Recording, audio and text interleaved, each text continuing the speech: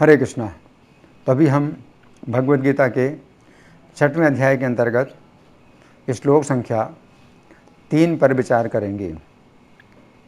आरुरुक्षोर्मुनेर्योगं कर्म कारणम उच्यते योगारूढ़स्य तस्यैव समः कारणम उच्यते। तो यहाँ पर भगवान कह रहे हैं आरुरुक्षोर मुनेर योगम, जो मुनि योग में आरूढ़ होना चाहता है उसके लिए कर्म कारण कहलाता है, यानी कर्म का उपाय।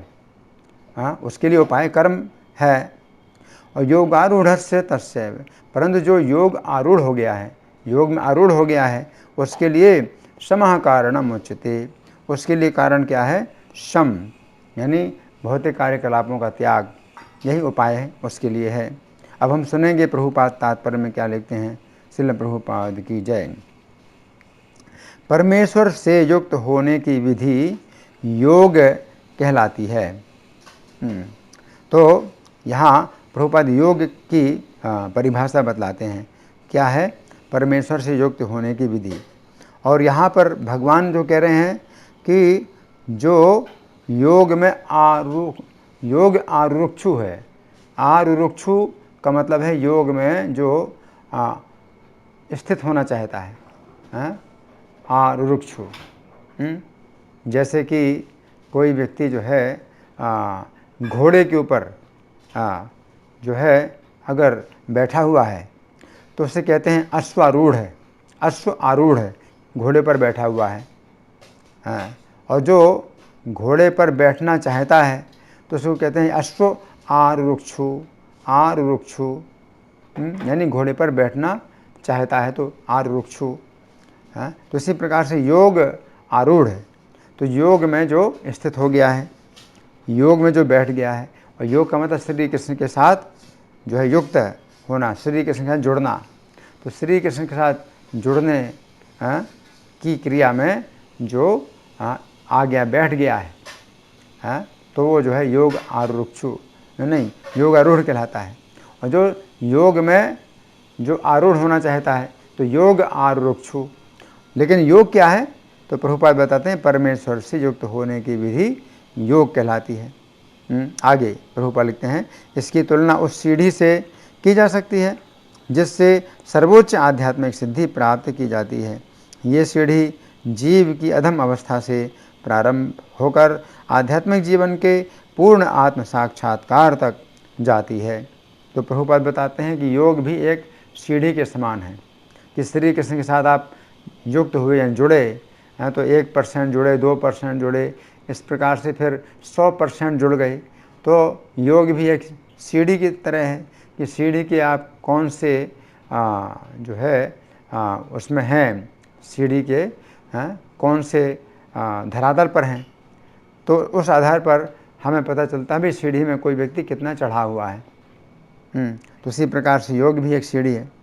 तो आगे प्रभुपाद लिखते हैं विभिन्न चढ़ावों के अनुसार इस सीढ़ी के विभिन्न भाग भिन्न भिन्न नामों से जाने जाते हैं, किंतु कुल मिलाकर ये पूरी सीढ़ी योग कहलाती है और इसे 3 भागों में विभाजित किया जा सकता है।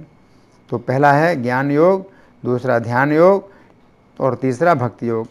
सीढ़ी के प्रारंभिक भाग को योग आरुरुक्षु अवस्था और अंतिम भाग को योगारूढ़ कहा जाता है ना।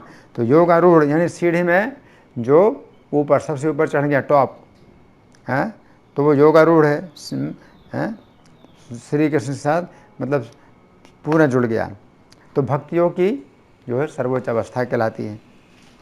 और जो सीढ़ी के नीचे है, तो यद्यपि सीढ़ी में वो चढ़ा हुआ है लेकिन नीचे वाले धरातलों पर है, तो उसको योग आरुरुक्षु अवस्था कहलाती है। तो ये प्रभुपाद लिख रहे हैं। आगे प्रभुपाद लिखते हैं जहाँ तक अष्टांग योग का संबंध है, विभिन्न यम नियमों तथा आसनों जो प्रायः शारीरिक मुद्राएं ही हैं के द्वारा ध्यान में प्रविष्ट होने के लिए आरंभिक प्रयासों को सकाम कर्म माना जाता है। ऐसे कर्मों से पूर्ण मानसिक संतुलन प्राप्त होता है जिससे इंद्रियां बस में होती हैं। तो यहाँ भगवान जो कर्म बताते हैं कर्म कारण, तो कर्म को जो है प्रभुपाद इस प्रकार समझा रहे हैं कि ध्यान में भी जो प्रारंभिक प्रयास हैं, चाहे वो कुछ आसन ही क्यों ना हो, तो ये सब जो है क्या है, कर्म है। आगे प्रभुपाद लिखते हैं, जब मनुष्य पूर्ण ध्यान में सिद्धहस्त हो जाता है तो विचलित करने वाले समस्त मानसिक कार्य बंद हुए माने जाते हैं। तो जब पूर्ण ध्यान में आ गया तो फिर वो कोई प्रयास करता ही नहीं है, क्योंकि पूर्ण ध्यान में आ चुका है। तो उसको कहते हैं शम, शमः कारणम उच्यते, योगारूढ़स्य तस्यैव शमः कारणम उच्यते। जो योग में आरूढ़ हो गया उसके लिए शम कारण है, यानी कार्यों को बंद कर देना। आगे प्रभुपाद लिखते हैं, किंतु कृष्ण भावना भावित व्यक्ति प्रारंभ से ही ध्यानावस्थित रहता है, क्योंकि वह निरंतर कृष्ण का चिंतन करता है। इस प्रकार कृष्ण की सेवा में सतत व्यस्त रहने के कारण उसके सारे भौतिक कार्यकलाप बंद हुए माने जाते हैं। तो यहाँ पर प्रभुपाद कृष्ण भावना मृत की विशेषता बतला रहे हैं कि वो क्या है कि शुरू से ही उसके जो भौतिक कर्म हैं वो होते ही नहीं।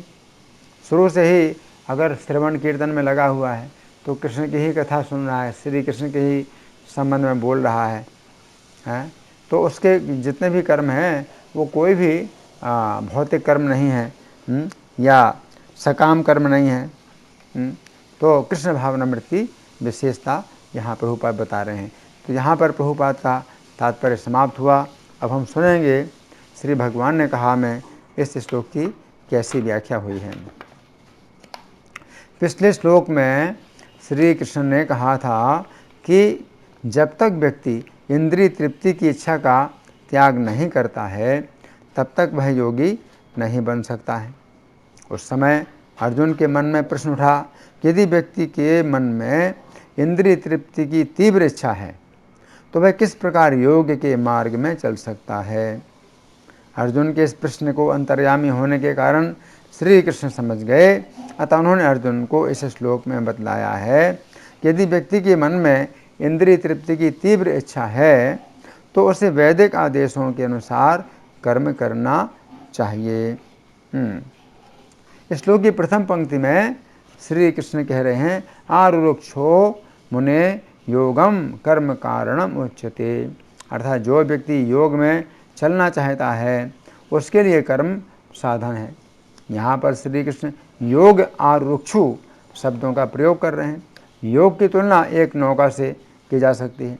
यदि हमें किसी नदी को पार करना है तो सबसे पहले हमें किसी नौका के निकट जाना होता है जो हमें नदी पार कराएगी।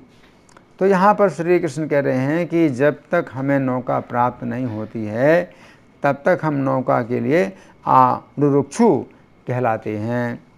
आरुरुक्षु शब्द का अर्थ है ऐसा व्यक्ति जो आरूढ़ होना चाहता है, अर्थात किसी वस्तु के ऊपर चढ़ना चाहता है। यदि कोई व्यक्ति नौका में चढ़ना चाहता है तो उसे कहा जाएगा नौकारुरुक्षु।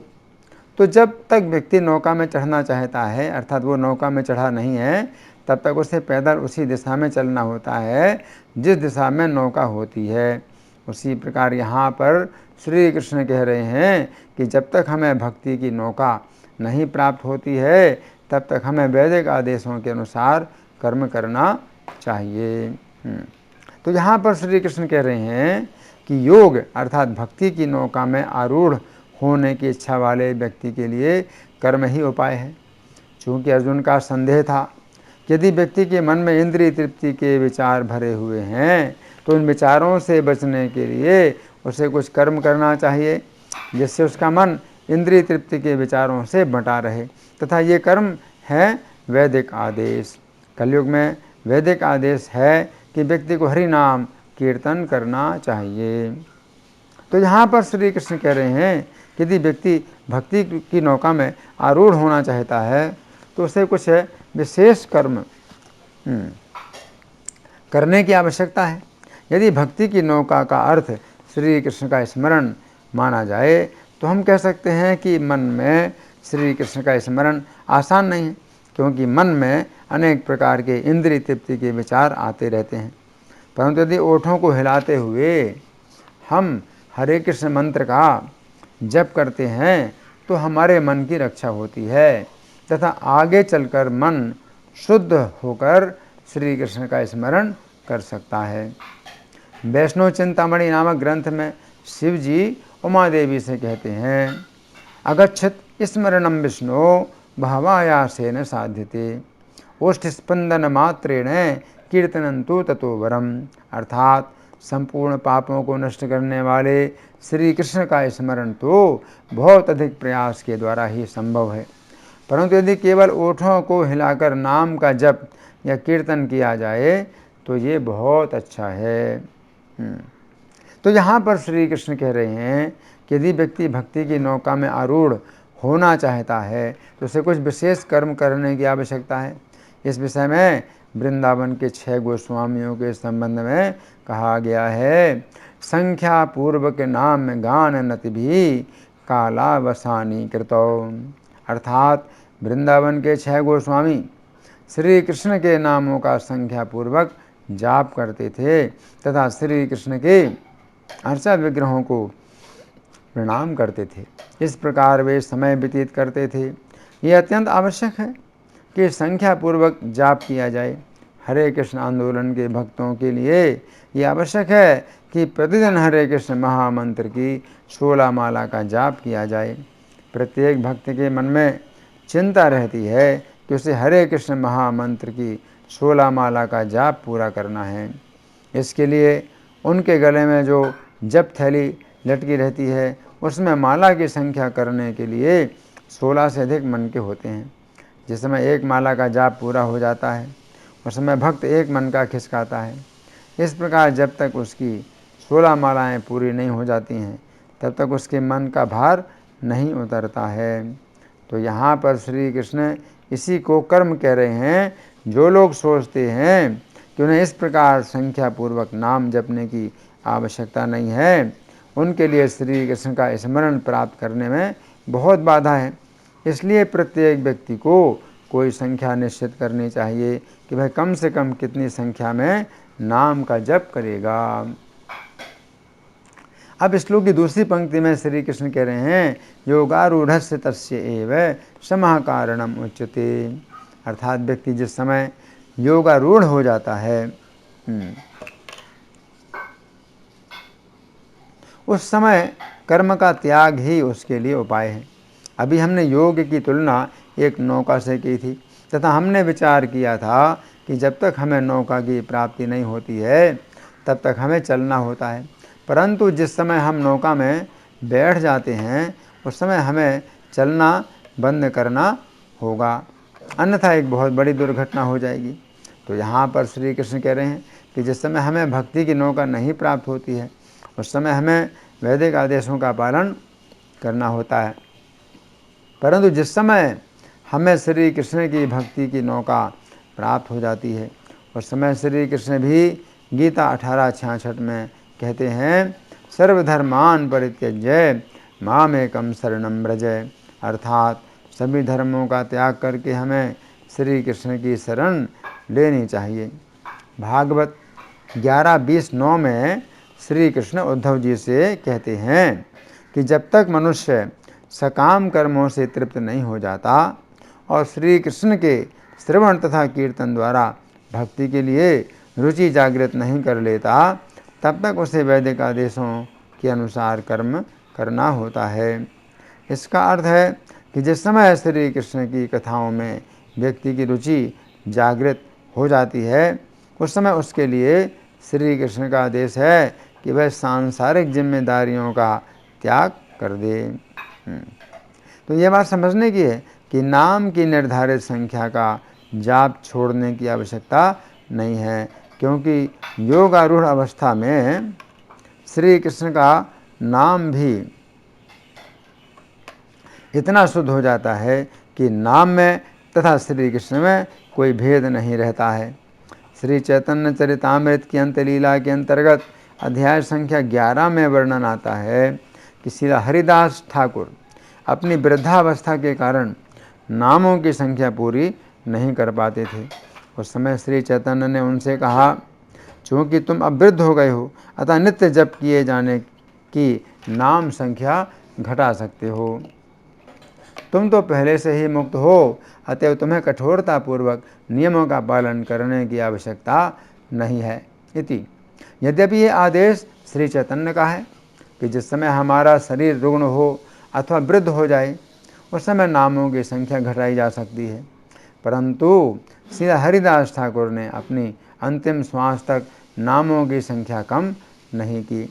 इस संबंध में प्यार संख्या 24 के तात्पर्य में श्रील प्रभुपाद लिखते हैं, जब तक ईश्वर के रागानुग प्रेम के पद तक ना पहुँच लिया जाए तब तक विधि विधानों का पालन करना चाहिए।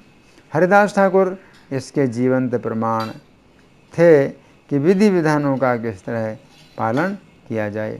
इसी तरह श्रीला रघुनाथ दास गोस्वामी भी जीवंत दृष्टांत थे। षट गोस्वामी अष्टक में कहा गया है, संख्या पूर्वक नाम गान नति भी कालावसानी कृत। सारे गोस्वामी भी और विशेष रूप से रघुनाथ दास गोस्वामी सारे विधि विधानों का पालन कड़ाई से करते थे। इति तो यहाँ पर श्री कृष्ण कह रहे हैं कि योगारूढ़ व्यक्ति के लिए शम अर्थात कर्मों का त्याग ही उपाय है।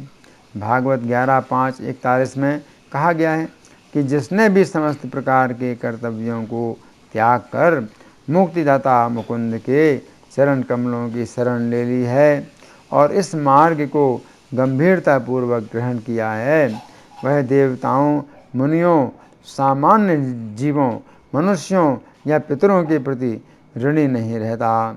भागवत 11:20-9 के तात्पर्य में लिखा है। इस संदर्भ में श्रील जीव गोस्वामी इंगित करते हैं कि जब कोई व्यक्ति पूरी तरह श्री कृष्ण की शरण में जाता है तो वह भगवान के इस वचन का आश्रय लेता है कि वे शरणागत के अन्य सारे उत्तरदायित्वों तथा ऋणों को समाप्त कर देंगे। इस तरह श्री कृष्ण के रक्षा वचन पर ध्यान करते हुए वह निडर बन जाता है। किंतु जो लोग भौतिक रूप से आसक्त हैं वे भगवान की पूर्ण शरणागति के विचार से डरे रहते हैं और इस तरह वे भगवान के प्रति अपने मन मुटाव को प्रकट करते हैं। इति तो श्रील प्रभुपाद ने इस श्लोक की व्याख्या इस प्रकार से की है। योग का अर्थ है ध्यान की सिद्ध अवस्था तथा कर्म का अर्थ है ध्यान के प्रविष्ट होने के लिए आरंभिक प्रयास। इस प्रकार श्रील प्रभुपाद इस श्लोक के तात्पर्य में लिखते हैं, जहाँ तक अष्टांग योग का संबंध है विभिन्न यम नियमों तथा आसनों जो प्रायः शारीरिक मुद्राएं ही हैं के द्वारा ध्यान में प्रविष्ट होने के लिए आरंभिक प्रयासों को सकाम कर्म माना जाता है। ऐसे कर्मों से पूर्ण मानसिक संतुलन प्राप्त होता है जिससे इंद्रियां बस में होती हैं। जब मनुष्य पूर्ण ध्यान में सिद्धहस्त हो जाता है तो विचलित करने वाले समस्त मानसिक कार्य बंद हुए माने जाते हैं। इति इस श्लोक के बंगाली पद्यानुवाद में श्रील प्रभुपाद लिखते हैं, सर्वयोग है सिद्ध कर्म से कारण आरुरुक्ष मुनि से सुनय विवरण योगिते आरूढ़ से समता कारण साधकेर क्रम पंथा योगानुसरण। अर्थात योग की सफलता तो कर्म के द्वारा ही होती है, परंतु जिस समय व्यक्ति योगारूढ़ हो जाता है उस समय उन्हीं कर्मों का त्याग ही सफलता का कारण होता है। तो यहाँ पर श्री कृष्ण अर्जुन से कह रहे हैं कि हे अर्जुन, तुम्हें मेरे आदेश के अनुसार युद्ध करना चाहिए। यही कर्म तुम्हें मेरी भक्ति रूपी नौका में आरूढ़ करेगा तथा भक्ति में आरूढ़ होने के बाद भी तुम्हें मेरे आदेश का पालन आगे बढ़ाएगा। तो यहाँ पर भगवान कह रहे हैं, आरुरुक्षोर मुनेर योगम कर्म कारणम उच्यते, कि जब कोई व्यक्ति योग में आरूढ़ होना चाहता है तो उसके लिए कर्म ही कारण है। तो हमने इसमें ये चर्चा की कि कर्म का मतलब सकाम कर्म है और सकाम कर्म से जो है क्या है कि हमारी जो भौतिक इच्छाएं हैं तो वो पूरी होंगी और इन भौतिक इच्छाओं को पूरी करके फिर हम योग में आरूढ़ हो सकते हैं। तो हम योग आरूढ़ जब तक हैं, योग में हम आरूढ़ नहीं हो पा रहे हैं लेकिन आरूढ़ होने की इच्छा कर रहे हैं, तो हम योग आरूढ़ नहीं हो पा रहे हैं। क्यों? क्योंकि श्री कृष्ण का निरंतर चिंतन हम नहीं कर सकते हैं। तो हमें क्या करना चाहिए? कर्म कारणम उचिते, कुछ कर्म करने चाहिए। तो सबसे जो सरल कर्म है, जो कलयुग के लिए बताया गया है, हर समय जो करना चाहिए वो क्या है? हरि नाम का जप। तो ये हरि नाम का जप जो है ये एक उपाय है जिसके द्वारा हम श्री कृष्ण के चिंतन में, स्मरण में हम आरूढ़ हो सकते हैं ना। लेकिन जब कोई व्यक्ति श्री कृष्ण के चिंतन में आरूढ़ हो जाए तस्यैव समः कारणम उच्यते, तो उसके लिए सम ही कारण है, सम ही उपाय है कि फिर वो जो है उन नियमों को छोड़ दे, है ना। लेकिन हमने फिर ये भी चर्चा की कि जो नियम हमारे नाम की संख्या के होते हैं तो उनको अगर हम नहीं छोड़ते हैं तो ये भी एक विशेष गुण माना जाता है। तो हरिदास ठाकुर की हमने चर्चा की कि हरिदास ठाकुर का जो नाम की संख्या का नियम था तो उन्होंने वो नहीं छोड़ा और अपना शरीर छोड़ दिया। तो चैतन्य महाप्रभु उनके इस भावना से, उनकी इस भाव से बहुत प्रसन्न हुए। धन्यवाद। हरे कृष्णा।